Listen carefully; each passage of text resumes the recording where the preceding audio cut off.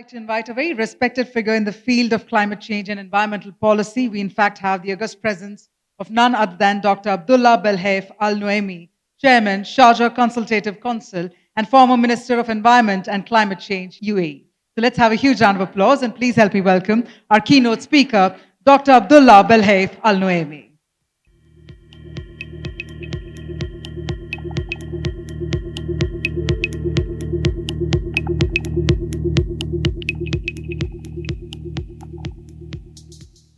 Very good morning to you. I'm very pleased, taken by the amount of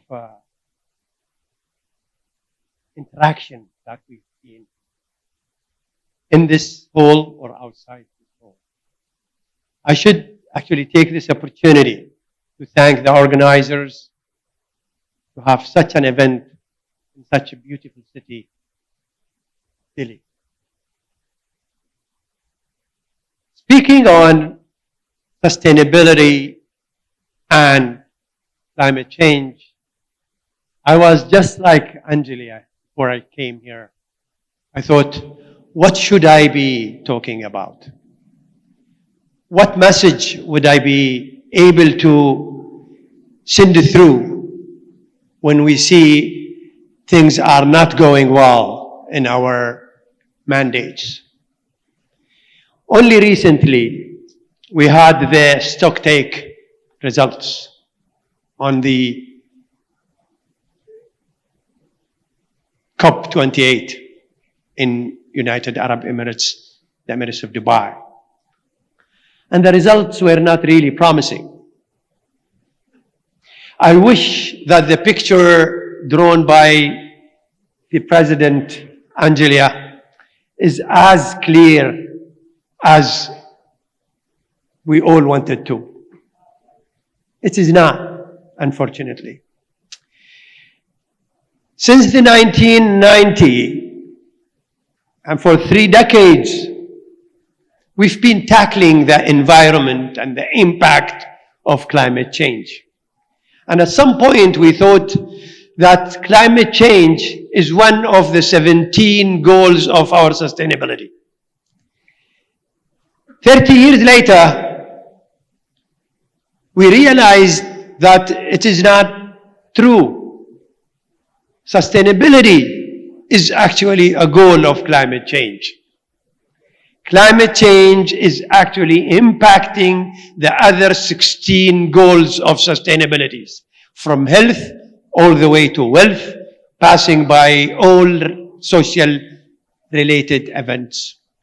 Unfortunately, we've seen so much during the last 2 or 3 decades. I have actually brought few numbers to share with you. During the last 3 decades, since the 1990 till the stocktake of 2030, the concentration of our climate went so bad. The concentration of carbon dioxide has increased by 18%. The concentration of methane have increased by 10%. And the concentration of our new friend, nitrous oxide, have increased by 8%. Which really gives you a lot to think about. How would agreements tackle things like this? Since the 1990 or 95, when the world leaders agreed on Kyoto Agreement of Japan, we were thinking that this agreement would actually curb the increase on concentration of our climate. And all leaders were extremely happy that at least we have some protocol that could actually help in reducing the impact or probably keeping it as it is. 10 years later, a new agreement was thought of, and a Paris Agreement.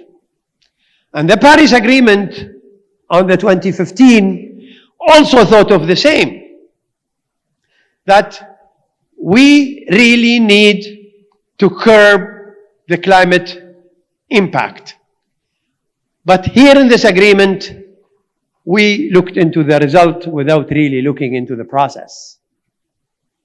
We wanted the temperature not to increase beyond 1.5%, preferably 1.5%, and not to exceed 2%. The results shows if we continue with the same concentration, and if we continue with the same process, we would actually be going beyond that by far. Some data gives double the number. Some results indicate that if we continue doing the same, we would actually be reaching 4 degrees Celsius by the end of the century.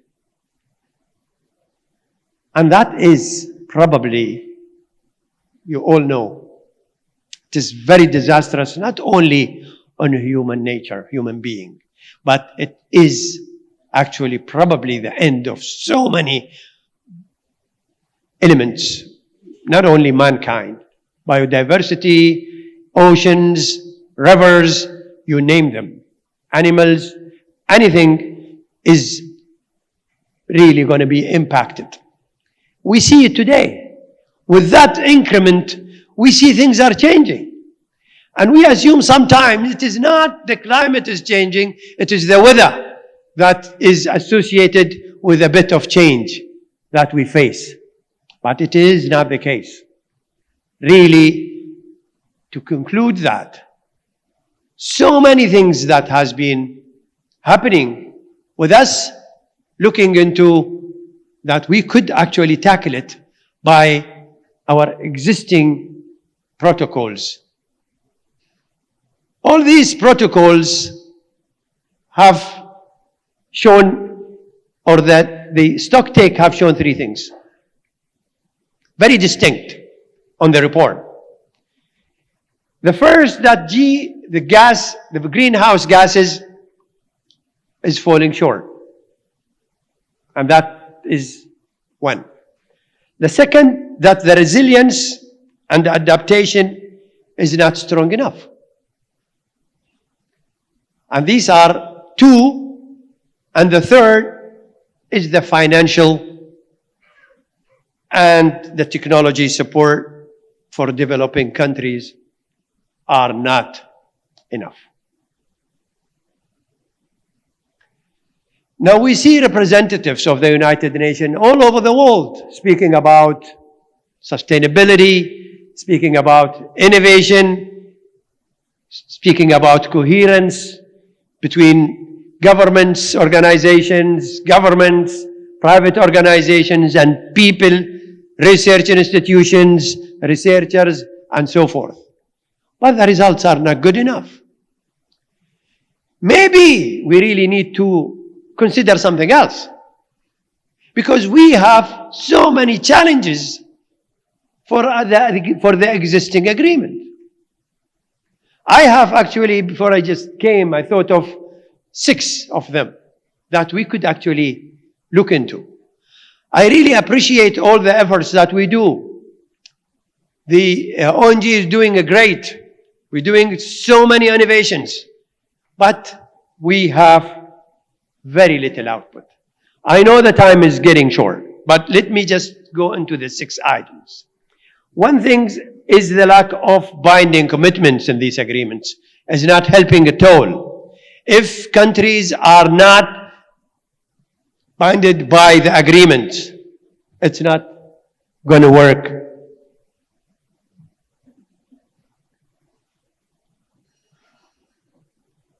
I was asked to wrap up.